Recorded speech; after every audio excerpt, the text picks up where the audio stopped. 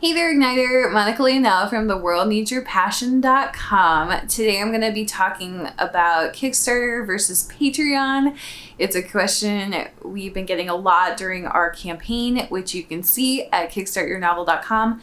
We are doing a Kickstarter for our book, Get Your Book Selling on Kickstarter. And if you're wondering who I'm talking about when I say we, it's myself and my co-author, Russell Nolte, who is a 18-time champ at Kickstarter. He's raised over $250,000 through comics, anthologies, and novels. And so he's just kind of a rock star at the Kickstarter publishing category.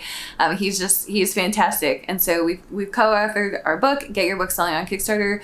We are co-hosting, handling, sponsoring. I don't know what we're co-doing, but we have a Kickstarter. It's at kickstartyournovel.com. And so you can back us until November 13th. 2021. So if you're watching this afterwards, that's okay. You can still get our book. If you're watching this before that, you can back us on Kickstarter. All right. So like I was saying, we have been getting a lot of questions about Kickstarter versus Patreon and which one should you do? How do you, all sorts of stuff about it. And so the first thing that I want to say about this is that you can do both. They are two different platforms. There's no exclusivity, non-exclusivity. You can do both. So if you want to do a Kickstarter, you can do it. If you want to do a Patreon, you can do it. So that's number one, is that you don't have to choose between Kickstarter and Patreon.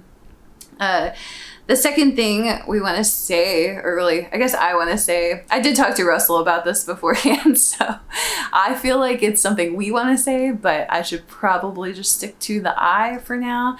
So the second thing I want to say about Kickstarter versus Patreon, or Kickstarter and Patreon, is that they are two really different platforms.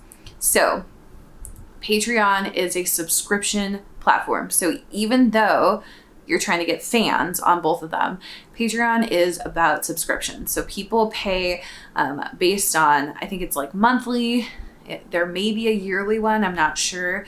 I think they can also pay based on updates. So if you want to do, like ebooks, for example, and you don't put out an ebook every month, they can pay based on an event. So essentially okay, I put out an ebook, and so you paid another amount, another pledge of whatever you were pledging. So I believe that's how Patreon works. I know that's how it's worked in the past. I don't have a Patreon right now, so I don't know the exact details or if things have changed, but that's kind of the way Patreon works. And so when you think about this, Patreon, it can be a challenge because typically people need to be pretty invested in your work already to join a Patreon, because this isn't like a one-time thing that you're asking them to do. You're asking them to pay a small amount month after month. And so you may be giving them a lot of cool stuff for that, but that is what you're asking them to do.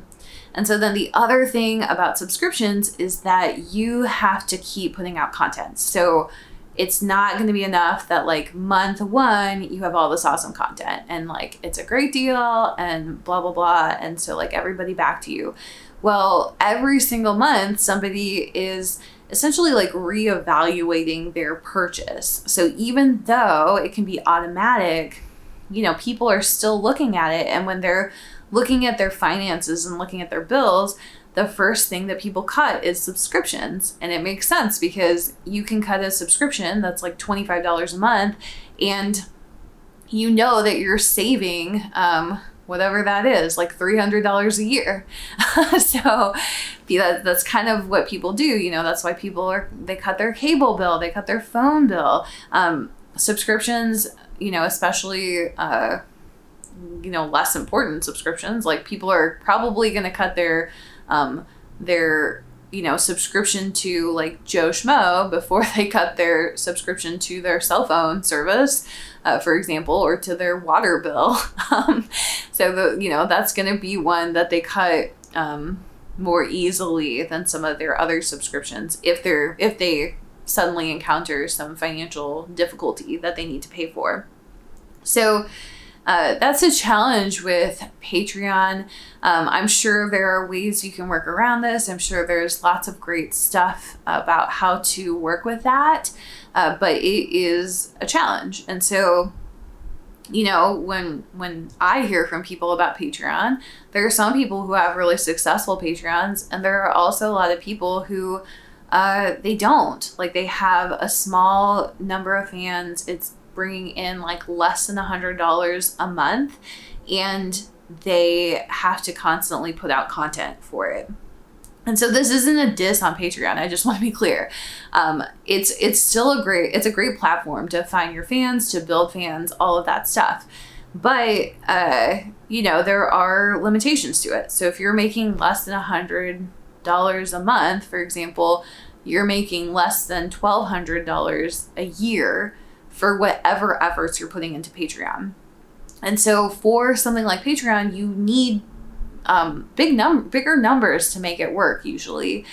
So in order to, you know, to be making like $500, $1,000, like something that, you know, just feels like better and more substantial and like kind of makes the platform more worth it, you're going to need either really high subscription tiers, or you're going to need more fans who are willing to do a monthly subscription for you. So that's Patreon. When you look at Kickstarter, it's kind of a different thing. And the biggest difference is that the person, like what you're asking people to buy is only a one-time purchase. And so people, for whatever reason, they're often willing to buy like a $50 thing on Kickstarter or wherever, instead of signing up for a $5 subscription. Just the psychology behind that is really different, even though it's, you know, roughly the same amount of money. I mean, I guess we could say like a $60 thing if we want to make it the exact same amount of money. But it's like people are kind of willing to do a one-time thing more because there's not this added commitment later on. And then on the creator side, it's kind of the same thing. You received money for something, you delivered it, and there's no ongoing commitment. You can, you know, of course, have another Kickstarter. You can sell your books elsewhere, and you can ask for, you know, you can continue the relationship with the reader there, but you're not asking them for more money in that same like purchase that they're making on Kickstarter. And so the same is true for retailers. If somebody buys the first book of your series, there's really no obligation for them to keep buying. They get to make that purchase decision every time. And so it's the same for Kickstarter. And so the way I think about Kickstarter is that it's a chance to make, you know, really a larger sum of money all at once by increasing the revenue per customer or the revenue per reader. So I've said this before in a couple other videos, and I'm sure Russell has said this too, but the average backer amount that Russell gets is somewhere between $25 and $40. So when you look at a $10,000 campaign, he really needs under 500 backers to make that work. The same is true for our current campaign at kickstartyournovel.com. We have our campaign going. It's over 10 grand at the moment, and we're, you know, not even halfway through the campaign. And we also are seeing that we have about, you know, a little over 350 backers, and we have about $31 or $32 per backer. And we expect that to increase as the campaign goes on, because we started at, I think, like 26. And so it's just been steadily going up.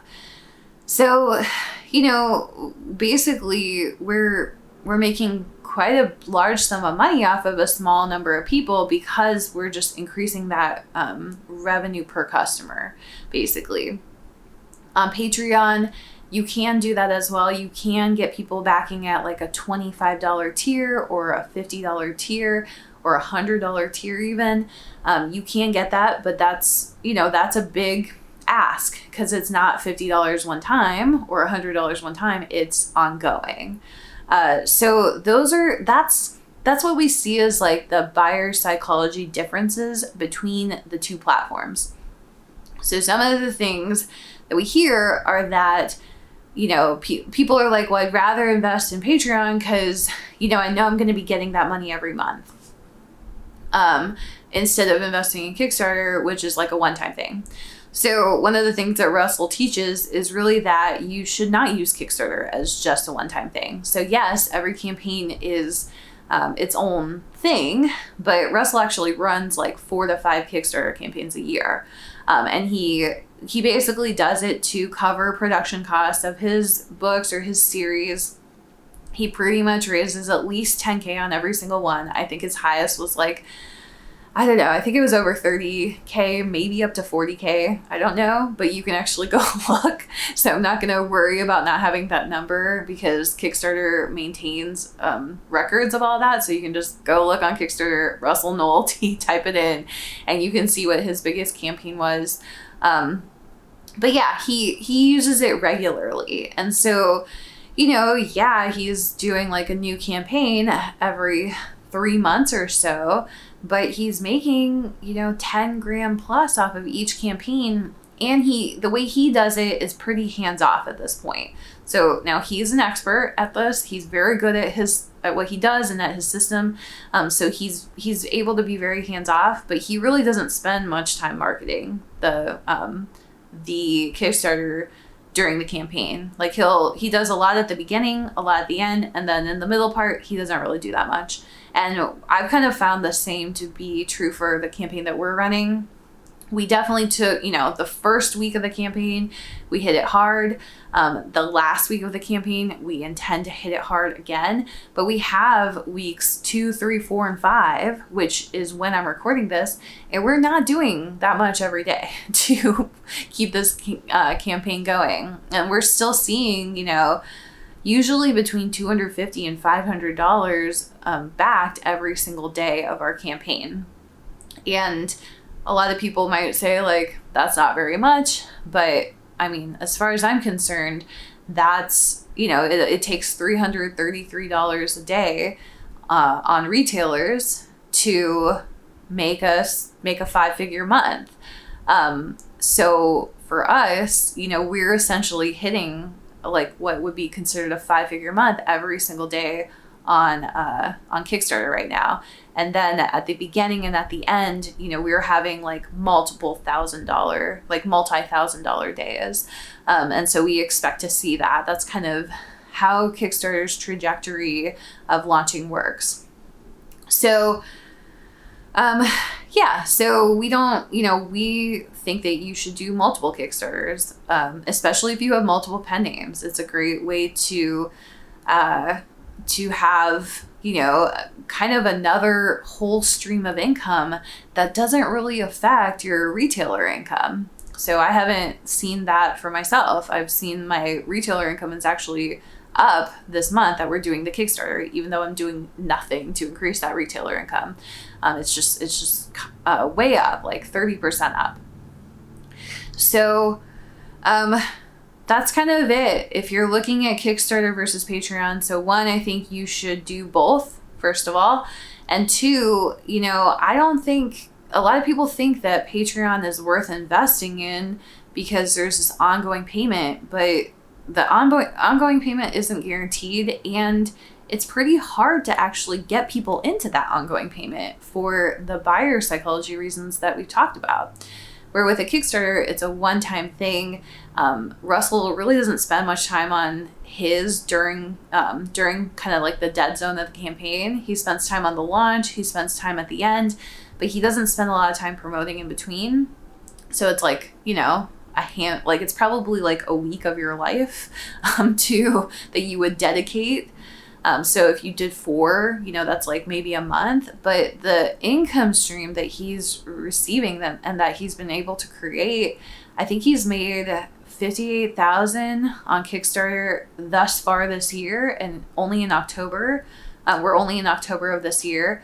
That's not counting our current Kickstarter, for which he's going to make he's going to add a sizable amount to his earnings on Kickstarter. And then he's also doing one at the end of November that, again, is going to be another thing. So $58,000, that's a pretty it's a large amount of money.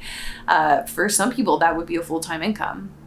So then I think last year he made over $70,000. So I don't have the exact numbers, but it was a lot of money. It was not money that you would say is not like a good amount of money for publishing, especially. So, and then, yeah, with Patreon, I'm sure you could figure out how to make that much. I haven't seen a ton of examples of that in the indie author space. I've definitely seen huge Patreons, like Shirtaloon, for example, has a huge Patreon subscription. I think that writer like kind of was only doing Patreon. That was kind of the main thing that they were doing. It wasn't like a side gig.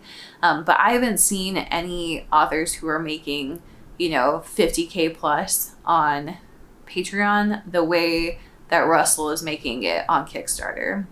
And the way that we've seen other authors, Russell's not the only author who is doing like a 10K plus campaign. We had a friend recently who did a Kickstarter, and I think he raised almost 13K on his campaign, and it was just for a trilogy. And then he went and launched them on Amazon like a couple weeks later, and he was making money on it there too. So he was doing really well with it. So we think that, we certainly think everybody should be doing Patreon too. Like I'm all about any type of direct sales that helps you deepen your relationship with fans. But I don't personally think that Patreon is like better than Kickstarter in any way. I actually think Kickstarter is probably easier because of the buyer psychology of the one-time purchase. Versus the buyer psychology of the monthly purchase, which is, it's hard to get that person to sign up to begin with. It's also hard to keep that person. And there's like definitely a lot of extras that you have to do kind of on an ongoing basis, versus with Kickstarter, you do it once and hopefully you complete your campaign, and then you can decide if you're going to do another one. So those are my thoughts on Kickstarter versus Patreon. I hope it's been helpful to you, and it's okay if you disagree. I'm sure there are people who are going to disagree with me out there, but I wanted to get this out and just give people another way to think about it that I think is really relevant and helpful. So the last thing is that we actually have essentially a chapter in the book. It's a stretch goal, but hopefully we'll hit it. We can hit the stretch goal with your help. But basically what we're going to be talking about is how you can use Kickstarter to find fans, and then how you can move them over to Patreon. And so we're going to give some of our ideas around that. Russell has a lot of great ideas. I have some ideas too. And so we're going to be doing a chapter on that. So if this topic is of interest to you, if you're struggling to get Patreon fans, if you're struggling to decide if you want to do Kickstarter, really if you're struggling with either platform, we are going to be talking about this because they are both fan-based platforms, and we think there's a lot of synergy maybe is the word. We think there's a lot of synergy between the two platforms because they're both fan-based and direct sales-based. So we'll be doing a chapter on that if we hit our stretch goal. So come on over to kickstarternovel.com and help us out. Check out the book. The chapter, of course, is going to be in the book. So if you are interested in this chapter, first of all, help us hit our stretch goal. But then second, help make sure you get the book so you can get it at the digital tier or the paperback tier. That's all for me. I hope this has been helpful to you. Thank you so much for listening and watching. Have a great day.